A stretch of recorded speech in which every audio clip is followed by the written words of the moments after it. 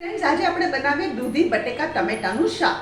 એના માટે મેં શું કર્યું છે, 5 કિલો દૂધી અને એક મોટું બટેકું એને આવી રીતે પીસીસ કર્યા. એને 1.5 ટેબલસ્પૂન ઓઇલમાં રાઈનો વઘાર કરી અને પાણી નાખીને ચડાવી દીધા. આમાં મેં લગભગ આ અડધો ગ્લાસ પાણી લીધું છે અને આ આપણા દૂધી બટેકા ચડી ગયા છે. હવે આપણે મસાલામાં શું કરવાનું હું તમને કહેતી જાઉં છું. ધાણા જીરા પાવડર 1 ટેબલસ્પૂન ભરીને, હલ્દી પાવડર 1 ટીસ્પૂન, લાલ મરચું હું મારી રીતે નાખું. તમે જેટલું તીખું ખાતા હોય એટલું લાલ મરચું નાખજો.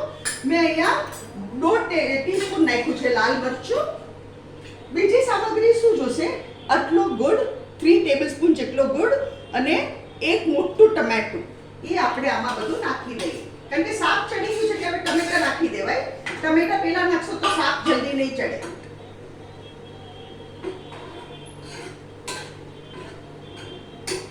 આ શાક એટલું સરસ લાગે, ખીચડી સાથે બી સરસ લાગે, રોટલા સાથે બી સરસ લાગે, રોટલી સાથે બી સરસ લાગે.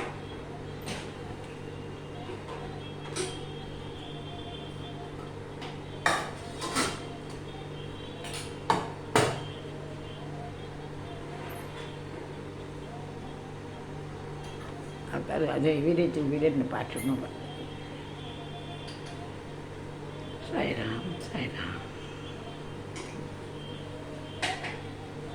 અહીંયા હું ગેસ બંધ કરું છું.